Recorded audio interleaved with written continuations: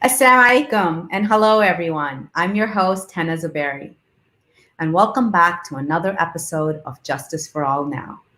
You can watch us on Muslim Network TV 24/7 on Samsung Galaxy 19, Roku TV, Amazon Fire TV, and soon Apple TV. So today we're here to discuss the Palestinian Day of Rage. When Netanyahu is seeking to reveal his scheme to unilaterally annex parts of the West Bank this week, the Israeli-Palestinian conflict faces far much more than it ever has.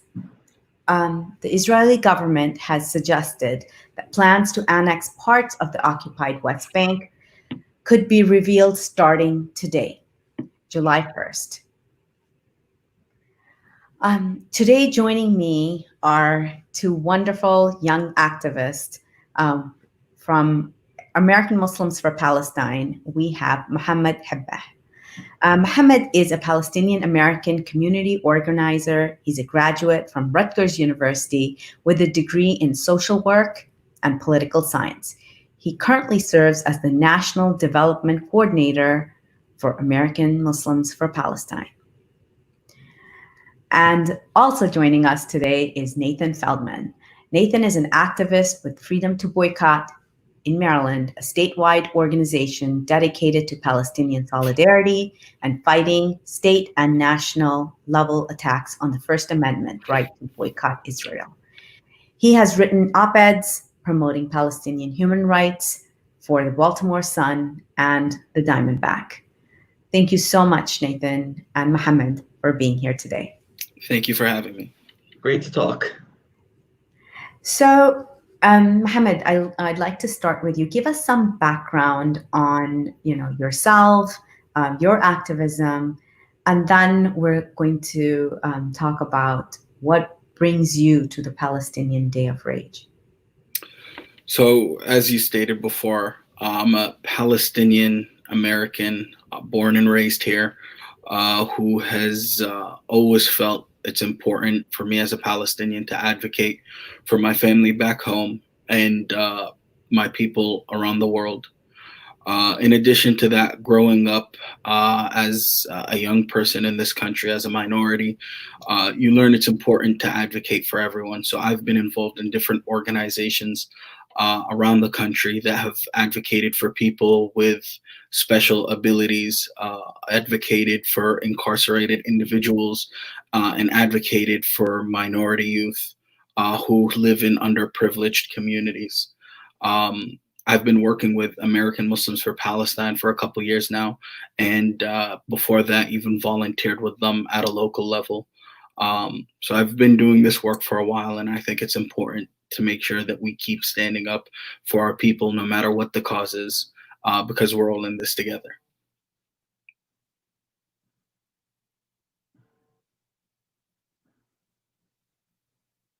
I'm sorry. Nathan, could you share a little bit about your background and what has brought you into advocating for Palestine? Absolutely. So those who know me know that I'm a Jewish American activist, and my Hebrew name, Naphtali, comes from my great-grandfather, Naphtali Friedman, who came over to Canada from Eastern Europe back in the 1930s. And our family found out at his funeral that he had actually helped bring over several other Jewish Europeans at the time of the Holocaust and helped them immigrate illegally into Canada by matching them up with sponsors with similar sounding last names. And so the lessons that I learned from that experience and from Jewish history more broadly, from Moses up until the present day, show that it is necessary today, in the spirit of Tikkun Olam, repair the world, to have solidarity with Palestinians, solidarity with everybody, solidarity with refugees, and to oppose nationalist and militarist ideologies that put both Jews and everybody else, and today Palestinians, in danger and wipe out national identity. So both of you have been, did you guys start with your activism in college or before that? So I'd like to ask Mohamed first and then we'll move on. So I like to always say that as a Palestinian, you're born as an activist. From a young age, you're raised understanding the different oppressions going on to your people and people who follow the same faith as you around the world. So as a kid, I remember going to rallies for Palestine, speaking out for the people of Kashmir, speaking out for other Muslim groups around the country, around the world and around the country. And in addition to that, just because you feel that the importance to stand up for oppressed people who follow your faith, who are of the same background as you, you also find the importance of standing up for people around the world, no matter what their cause is, as long as they're being oppressed. I proudly stand with people who are oppressed around the world.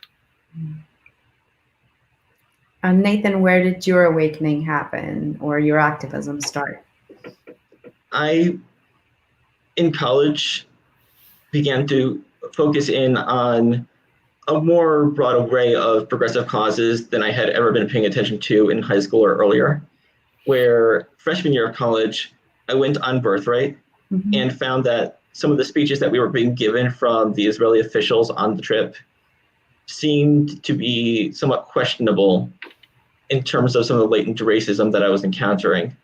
And so after my Birthright trip, I started to expose myself to Palestinian activists, first online, then through the Students for Justice in Palestine chapter. Can you, I'm gonna interrupt you for a second. Sure. Many of our audience may not know what a Birthright trip is. Oh yeah, so Birthright is a trip sponsored by Sheldon Adelson and some far-right Jewish philanthropists in the United States and the Israeli government to give Jewish youth a free trip to Israel. And as you can see from the name Birthright, it's somewhat, shall we say, colonialist to think that a Jewish American with very little connection to the land should be given a free trip whenever they want in their youth, and a Palestinian should be given permanent exile. And so as I began to ask questions to myself and talk to some of the most patient activists I've ever met from the Students for Justice in Palestine, I saw that what's going on with the occupation is such a clear violation of basic dignity that I just had to get involved, because at the end of the day, I'm implicated personally, having been a participant and having these organizations that claim to represent my voice for the Palestinian people's oppression.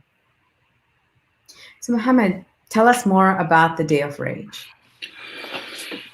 So the Day of Rage is today a full day of protests going on around the world in response to the latest act of settler colonialism and the annexation that Israel had promised to kick off today. People around the world, including Palestine, Jordan, and other countries in the Middle East, have been gathering and protesting this blatant act of war crimes that Israel is threatening to commit at the moment. So we're seeing people around the world, especially in the Middle East, coming out and speaking out against this. Historically, Day of Rages have always been the people's and the grassroots answer to Israeli aggression to the Palestinian people. And today around the world, including here in Washington, D.C., in cities around the country, here in America, people are gathering in the streets and saying that they will not accept this blatant act of aggression towards the Palestinian people. Now, for our viewers who may not know, let's talk about this most recent annexation plan for a moment. Today, Netanyahu plans to annex large stretches of the West Bank. This is on the top of Israel's illegal settlements in the West Bank that violate international law. So what exactly does Israel want in regards to further annexation of Palestinian land? So it's no surprise Israel is a country that began by land theft. Stealing land from the Palestinian people.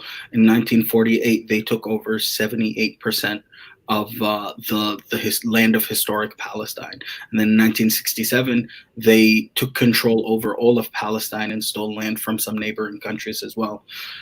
In this annexation plan, this is something that was initially started out as the Prime Minister Netanyahu saying a campaign promise saying that he wanted to annex land from the West Bank to gain more right-wing support.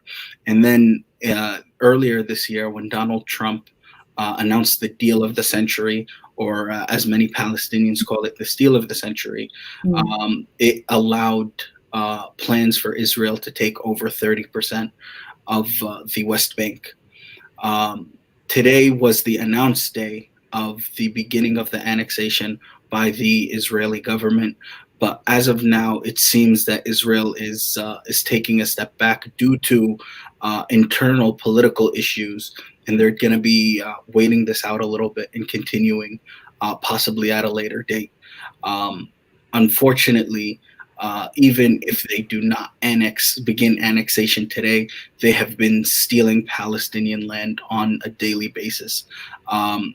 These areas, part of the areas that they're saying that they wish to annex is already stolen land due to the illegal settlements that we discussed earlier.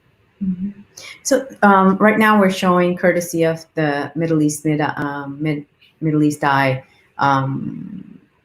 website, a map of currently what is Palestine and what is called parts of Israel. Nathan, do you want to walk us through this map?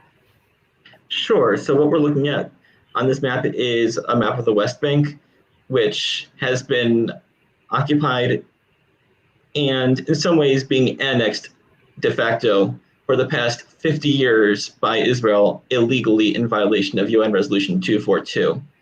And what we see here on the map are three areas: Area B, Area C, and Area A, which represent varying degrees of Palestinian control, where throughout all of Area C, which was designated in the Oslo so-called peace accords, Israel has been expanding settlements for the past 50 years and essentially taking land that belongs to Palestine under its own control and under its own sovereignty for its own citizens.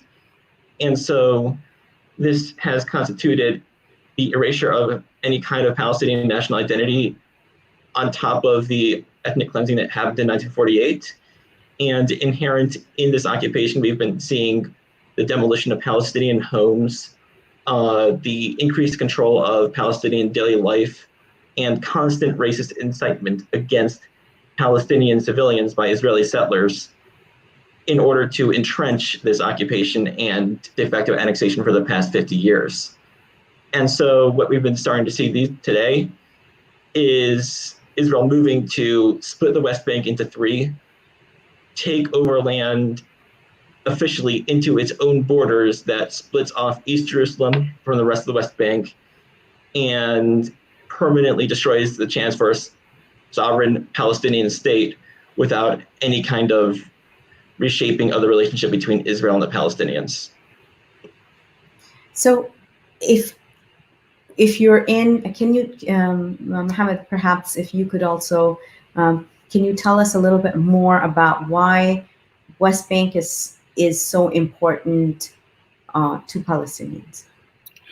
So the fact of the matter is the West Bank is important because that's where the majority of Palestinians were pushed out to. That was the original area of land that was not taken over during the initial ethnic cleansing in 1948. So in that period of time, the state of Israel stole about 78% of the land of historic Palestine. So the West Bank and Gaza are about 22% of historic Palestine's land. For the Palestinian people who live there, that's their homes. There are many refugee camps there as well. So many Palestinians have been pushed into the West Bank.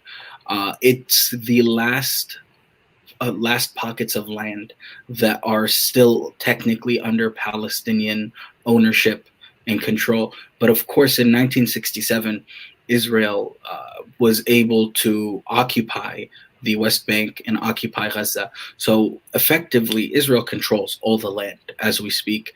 And Palestinians are just fighting for whatever little rights they have to their own land left. So when you're in West Bank, whose laws are you supposed to follow?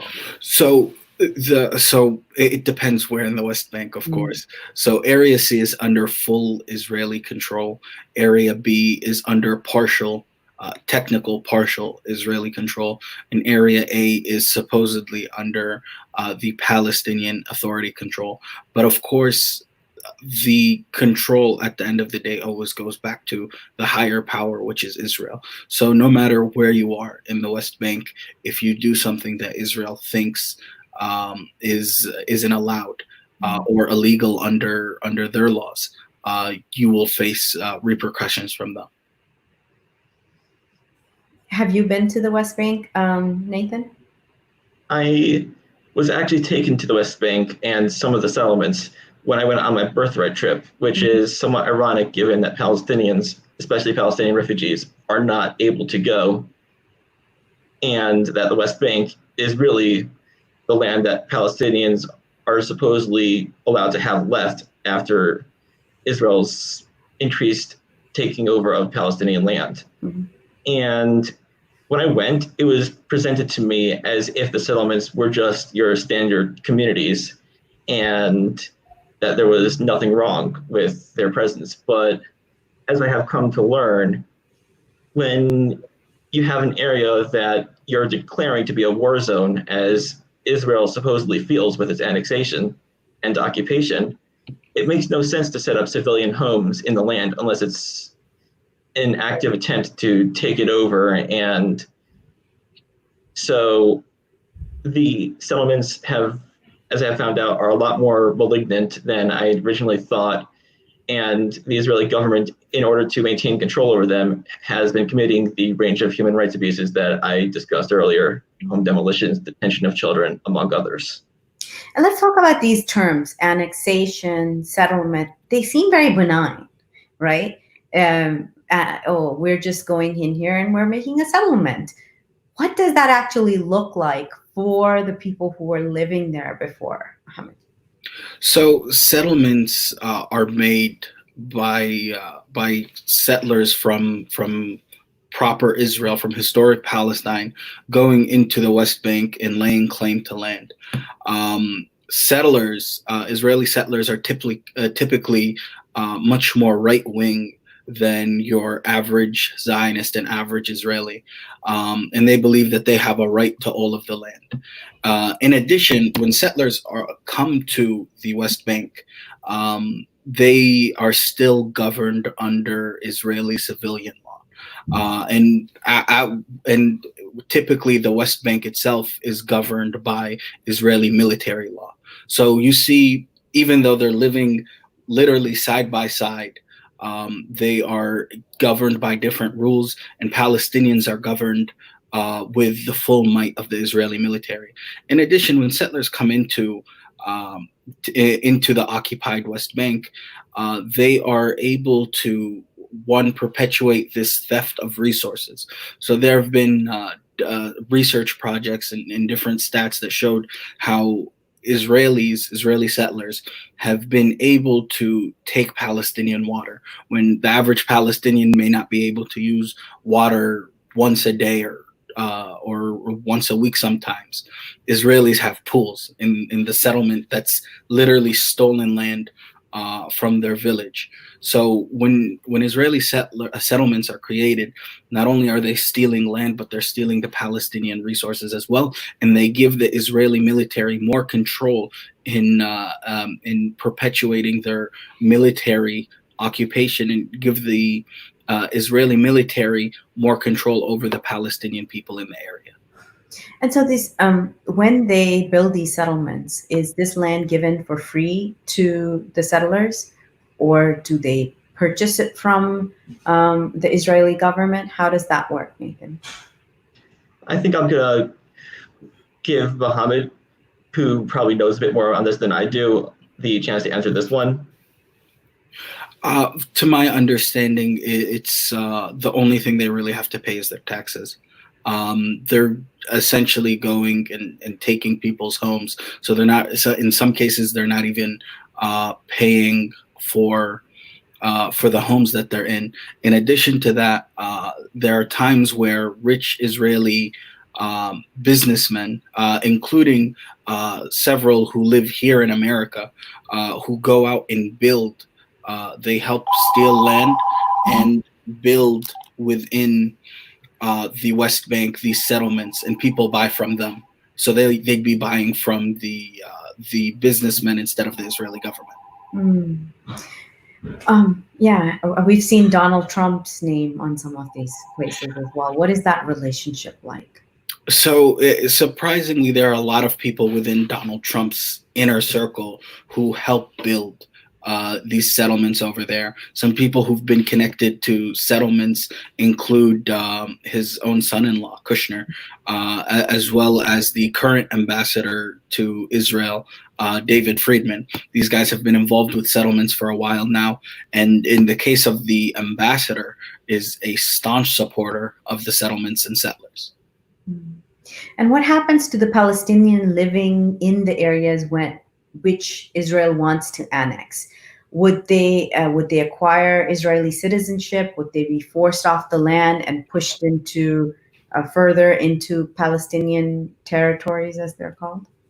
So depending on the level. So in this current annexation plan, there is currently a debate within Israel whether or not the Palestinians whose land is annexed and included as part of Israel get citizenship, or if they would get a permit to live there. And most likely what they'll get is just a permit to live in the area, but they would be encouraged. Eventually the plan is to encourage them to move to the areas that are under Palestinian control. So effectively ethnically cleansing the land. And will the annexation be one in increasing stages? It's it's sort of like a push, and you keep pushing until and it happens very slowly. So what is perhaps, Nathan, if you could explain, does it go through the Israeli government? They have to sort of put their stamp of approval on it, or who makes these decisions that now we're going to go out and we're going to annex this part or that part of the area? So there's two kinds of annexation that have been going on and being discussed. The first kind of annexation is de facto annexation, and that's what's going on for the past 50 years, where Israel essentially asserts control over a particular area and says, okay, we're going to be setting up civilian homes here. And then once such communities are established, such as in Hebron, and properly segregated away from the Palestinian people already living there, those areas essentially expand under the Israeli military control, and they function pretty much as if they are under the sovereignty of the Israeli government anyway.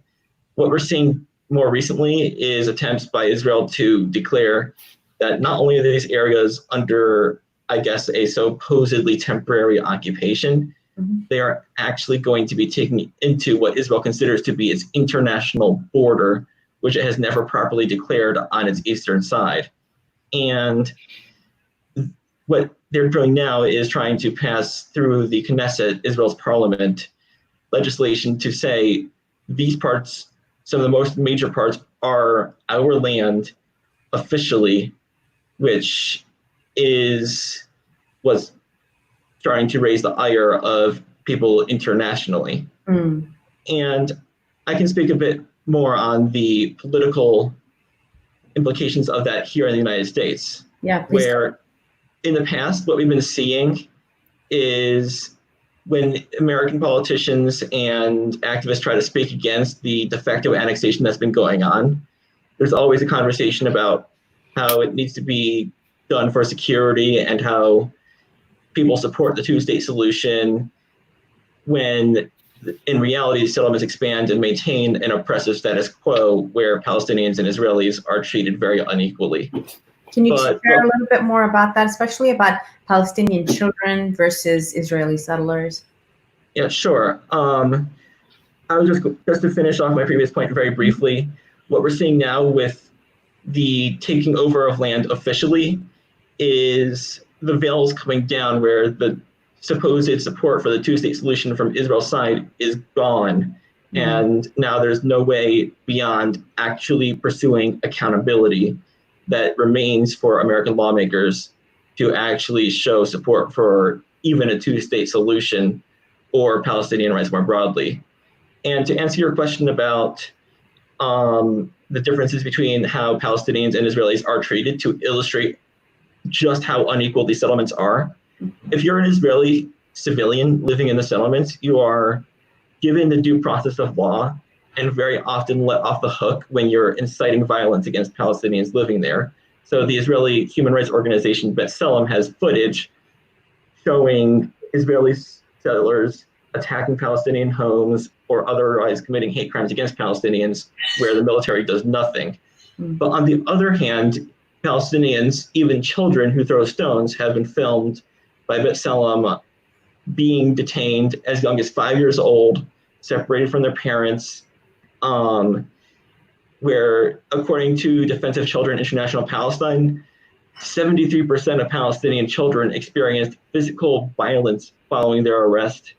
They are not given the right to legal counsel during their interrogation, and often the proceedings happen in Hebrew when the children only know Arabic. And children are not properly informed of their rights. They're separated from their families. And what you see there is a stark similarity between what happens to Palestinian children in the West Bank, immigrants and detention centers on the US border, and it's such a clear violation of basic decency to anyone that wishes to pay attention that now we're starting to see activists and lawmakers pursuing more measures of accountability on all levels in the United States. I wanted to ask, because, and then we'll move to some of the work that is being done here in the United States. Mohamed, you know that there are several scenarios how this could, from an Israeli perspective, perhaps like their possible plans. And we realize each one of these plans are disastrous for Palestinians. But could you explain some of these plans to us, the different scenarios that could play out? So the truth is, it all every Israeli plan leads to one path, and at the end of the day, it leads to what they've been aiming for since the initial ethnic cleansing in 1948, which is a full control of the land and being able to control all the people within it. The way it really looks now is that if they are to go through with the annexation, they would effectively turn the Palestinian areas into small Bantustans, similar to that of South Africa, apartheid South Africa. And they'd have full control over all the people and give them a symbolic country, so to speak, for them to live in, where they wouldn't be able to wander into Israeli areas and things like that. If the annexation plan does not go through today, it will still be an apartheid state because Israel controls all the land and controls the way that people move, the way that people are able to access different areas, and still occupy the West Bank and have laid siege onto Gaza. So no matter what, it doesn't really look good for the Palestinian people or the hopes of a Palestinian state, whether or not this goes through. So right now, in regards to Jerusalem and access to Jerusalem, can we talk a little bit about that? What would this plan that they're planning right now, we had talked about, does that still give Palestinians in the West Bank access to Jerusalem? So the majority of Palestinians in the West Bank do not have access to go to Jerusalem. Before this plan even goes through, the majority of Palestinians who live in the different areas, whether area B, C, A or B, are not allowed easy access to Jerusalem. The majority of Palestinians who do go to Jerusalem are either ones with a foreign foreign passport, or Palestinians who have a special type of permit that Israel would grant. So it's not like Palestinians have easy access to Jerusalem. The only ones who do are the ones who are in the vicinity of Jerusalem itself. But of course, the eventual goal would be to annex Jerusalem as well into an Israeli state. Yeah, so we definitely know that that it's not an easy access at all. But what it seems like, it's like it would be a severance, like total not being able to enter in any sort of way unless you go around this entire region, and coming in would be terribly. I don't know how that would even play out. Like even just going from one side to the other. And we have all seen footage coming out, and people who go there and visit and see how difficult it is for people to move from one, just within even just half a mile or a couple of meters from, and have checkpoints and all of that come out. This is something like I feel like a lot of people don't really realize what that means living there. And it would be, and then perhaps we're going to try to get somebody and if you guys have any connections to somebody who's actually living there, for them to come and describe what it means to be living in West Bank and functioning as a society while in these different areas. But let's move back to the United States. What responsibility do people here have as they watch this from here? Like, many have called for an end to United States aid to Israel and the massive amounts of artillery and money that our country pours into Israel, especially in a time where COVID, where we're told there isn't enough to take care of people right over here. And the United States has held a firmly very pro-Israeli stance and has defended Israel in front of organizations such as the United Nations, sometimes even single-handedly when others point out human rights violations happening in Palestine. So how do you both think human rights organizations can work towards advocating for the rights of Palestinians and pressuring the United States government to reduce and end foreign aid to Israel, from both, from a Mohamed, if you could talk about it from a Muslim perspective, and Nathan, if you could talk about it from a Jewish perspective. So definitely as Americans, whether it be through the organizations or just us as individuals, the first thing is definitely spreading the word. More people need to know what's going on. And if people don't know what's going on, they're not going to be able to stand against it. Thankfully, this annexation plan got a lot of coverage, and a lot of people have been able to go out and speak out against it. Like I said, there are many protests planned around the country, including here in DC later on today. So people are able to go out and speak out and show their support for the Palestinian people.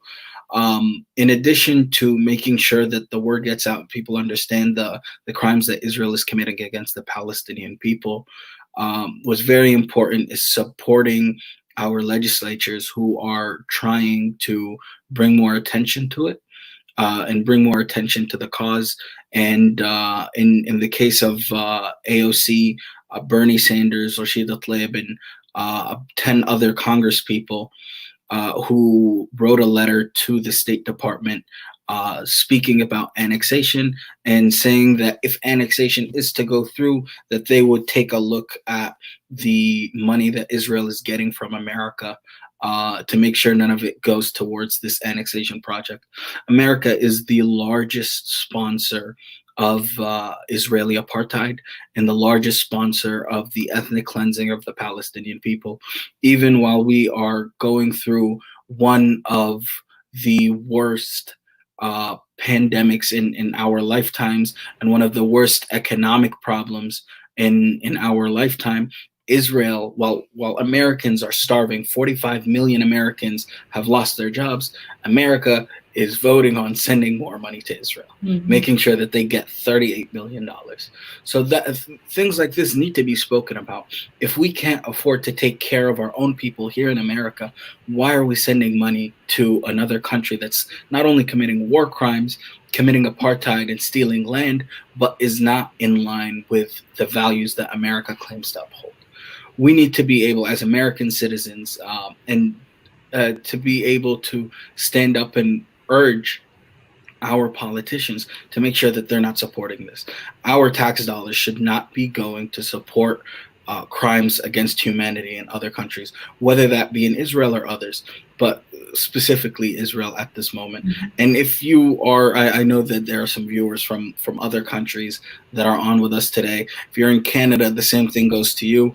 Canada is a staunch supporter of Israel, and you need to be able to call out your government when it does things like this as well. Nathan? All right. So to expand more on what Mohamed was saying, what I'm going to give all listeners right now is not necessarily my own perspective, but a plan of action that everybody listening right now can take.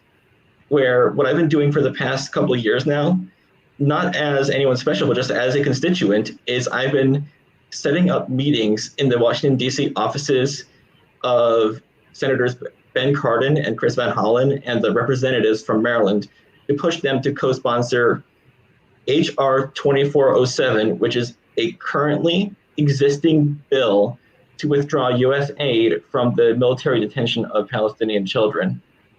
And going forward, what we can do in Maryland, what you can do as constituents, no matter where you are at your local offices, is setting up meetings with your local congresspeople and telling them to co-sign the letter written by Alexandria Ocasio-Cortez calling for full equality and pressure from the United States.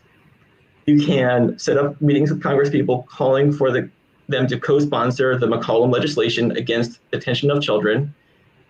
You can give phone calls on a daily basis, really, to your legislators, telling them what you want them to do, and don't just do it. Get your friends to come in, recruit other people for these meetings, get involved in your local communities, and then just send an email to your local office and say, hey, I'd like to set up a meeting. When can we talk? Other things you can do are when big events hit the news from Israel, you can write an op-ed and send it to your local newspaper. I've done it for the Baltimore Sun. Sometimes it's easier to get it into smaller outlets. You can organize town halls for community advocacy and education, sometimes even with your local city, such as Tacoma Park, which held a screening of The Occupation of the American Mind. You can also, if some of your legislators are especially problematic, organize protests against them in their town halls or at their offices in order to show them that you as a constituent and you as a community are not happy with inaction when it comes to holding Israel accountable for its current actions. And Nathan, I wanted to ask you, is it easier for you as a Jewish person to walk into an office and demand that? Sometimes it is, but not especially from my perspective, although I'm sure that Palestinians who come to meetings without someone like me can probably offer a different perspective, because it's slightly hard for me to see from my position as a white-skinned American to really say. But at the end of the day, even if you might find it hard, it's worth remembering meetings that you have with Congress are going to be private unless you choose to publicize what happens in them. Mm-hmm. And the first time you go, it's not going to necessarily be easy. The first time I went, I had a polo shirt and torn jeans, and then I started dressing more nicely. So it just takes practice. And as you start to get better, anybody is going to be able to do it. Find friends who can speak well on the topic if you feel uncomfortable. And at the end of the day, if you just keep doing it, you just get better. it becomes easier. People start to get to know you and ask you for help with doing it themselves. And that's what you can do going forward to help push the envelope on these topics. Mohammed, have you found the conversation changing in the United States about Palestine in the past couple of years? Yes, actually, great question. The first time I ever went and advocated, I joined a Palestine Advocacy Day hosted by the organization I work for, American Muslims for Palestine. The first time I went, I remember speaking to these congressional staff members and Senate staff members and having a much harder time than I do now.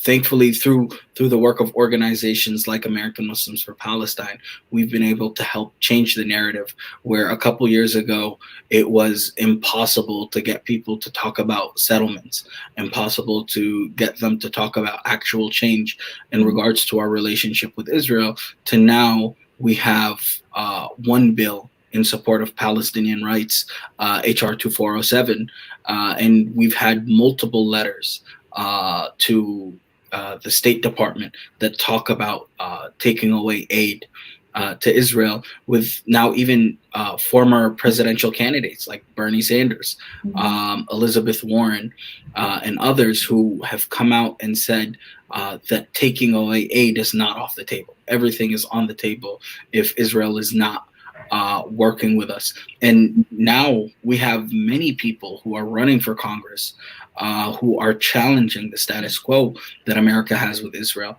So thankfully, within the past 10 years, the conversation on Palestine has changed in this country. And we're seeing a growing amount of support on the grassroots level and in the congressional offices as well. And hopefully, as we get closer, we'll be able to get more change and more support from these congressional offices and from the government as a whole. Mm-hmm. And Nathan, has the conversation changed in Jewish circles? I think that's definitely a very big generational shift that's been happening in our community. While there have been people who are active in my parents' generation and in my grandparents' generation, what we're really seeing is the rise of organizations like Jewish Voice for Peace, and If Not Now, especially among younger activists who are getting more involved and seeing the increased exposure of Palestinian voices across the country.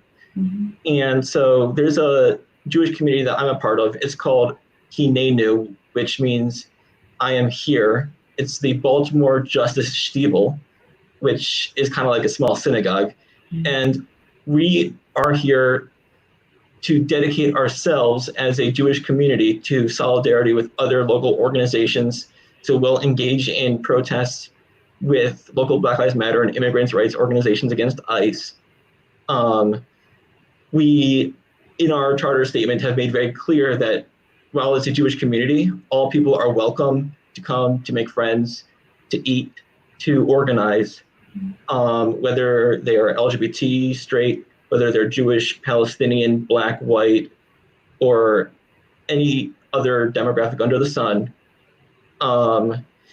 And what we're seeing is organizations like Hinenu becoming increasingly prominent in the fold of mainstream Jewish advocacy, and groups like AIPAC, the American Israel Public Affairs Committee, one of the worst pro-Israel lobbies in the country, have been taking notice.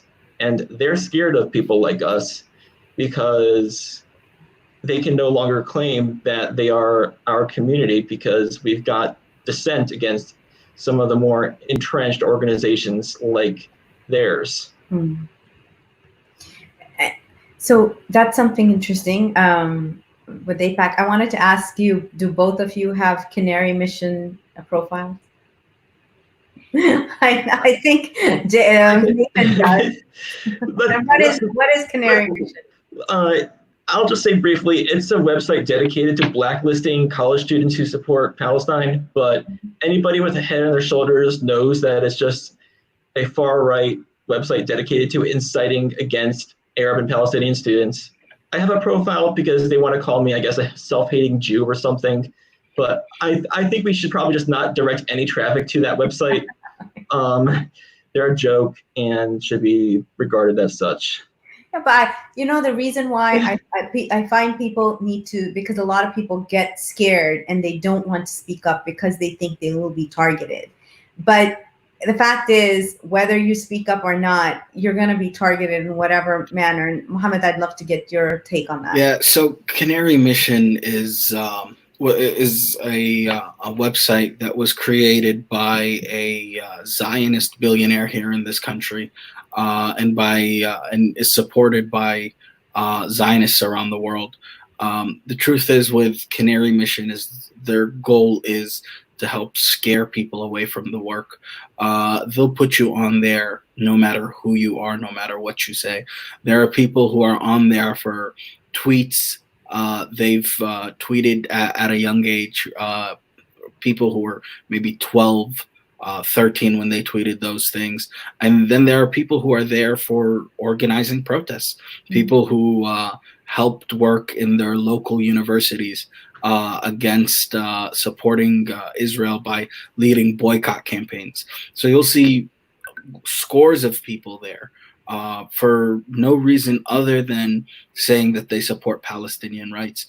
And unfortunately, a lot of people can be scared, but the truth is there are so many people on it right now that you can't even consider that they are a legitimate source on finding whatever they claim to find. The truth is they're just a scare tactic to stop Palestinians and stop people who are working for justice in Palestine from doing it.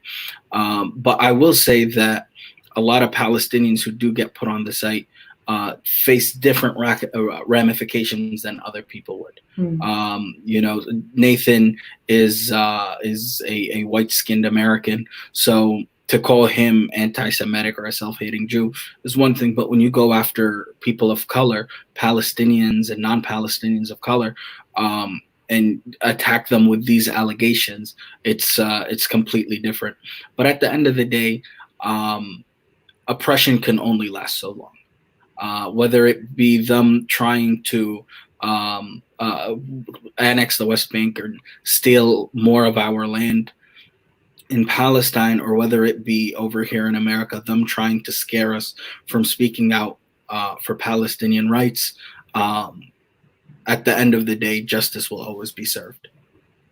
I'd just like to add one small detail for everybody listening, which is the more you organize, the more people you get involved, and the more friends you make, the harder it is to try to attack you and slander you or otherwise get people mad at you. Because when you've got friends like yourself, Henna, and Mohammed, and others, when somebody sees that I'm on a Canary Mission and sends me a stupid email, it's like, just get away from me, brush it off your shoulder, move on, because I've got people that actually care about me, and those idiots aren't worth the time of day.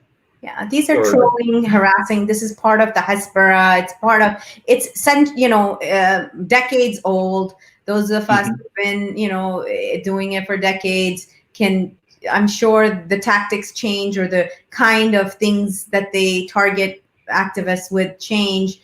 I'm sure if you sit with the elders, you will hear many, many more stories about different ways that their activism was targeted. And before, so as we sort of like start winding down the episode, I really wanted to you all are a new generation of activists. What have you learned from your elders in this struggle? Whether they're allies, whether they're Palestinians, whether they are new immigrants, old immigrants, people who are in Palestine right now.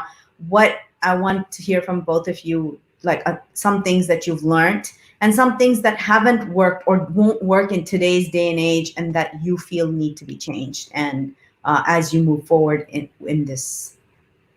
So definitely, as a Palestinian, the oppression and the stories of Palestine have all been brought down generationally, whether it be from my grandparents who went through the Nakba, or my parents who went through the Nexa in 1967 when they took full control over all of Palestine. As a Palestinian growing up, I've been able to learn from my elders and take from them the culture and the different things that they went through.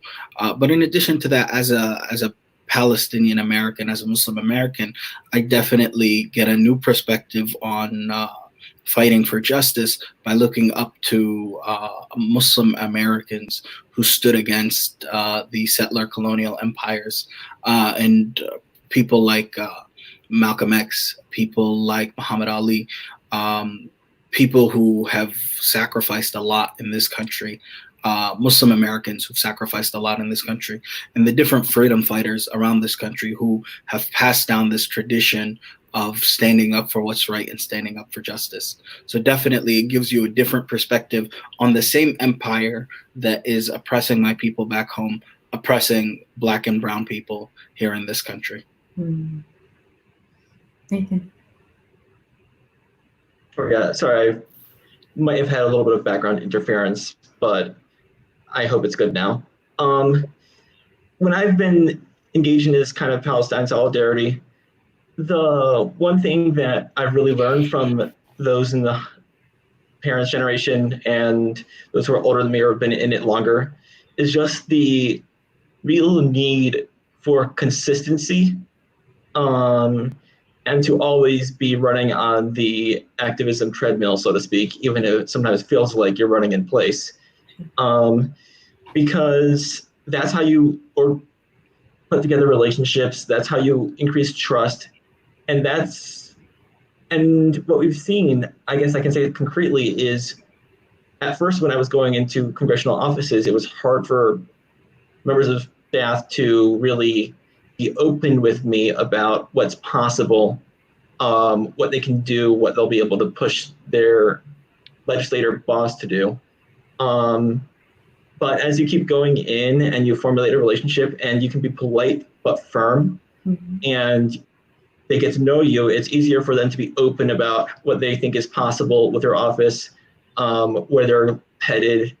And sometimes when you start to see that happen, it's actually when you start to see, I guess I can say, a foothold that you can take and you can push them to do more. And that's how in the past couple of years, Chris Van Hollen has gone from being mostly silent on Palestinian human rights to publishing a Washington Post op-ed calling for concrete legislation pushing back against the Israeli annexation of Palestinian land. And at this point, our agenda in Maryland is going to be pushing Senator Van Hollen, keeping up the consistency, keeping up the relationships that we've been growing with people my age and those older, to make good on that op-ed, to actually start to introduce that legislation. And that's what our goal is going to be moving forward.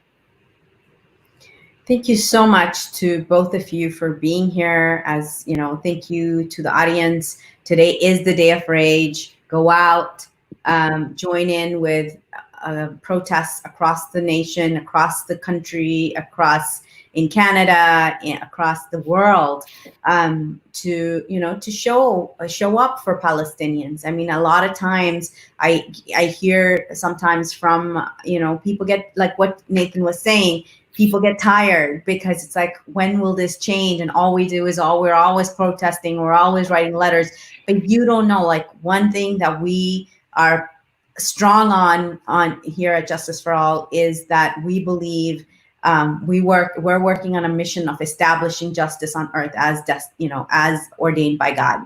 And that's a lifelong struggle. Build the relationships. Yeah, those relationships, those what you're working towards, you might not see it in your lifetime, but you need to keep doing the work.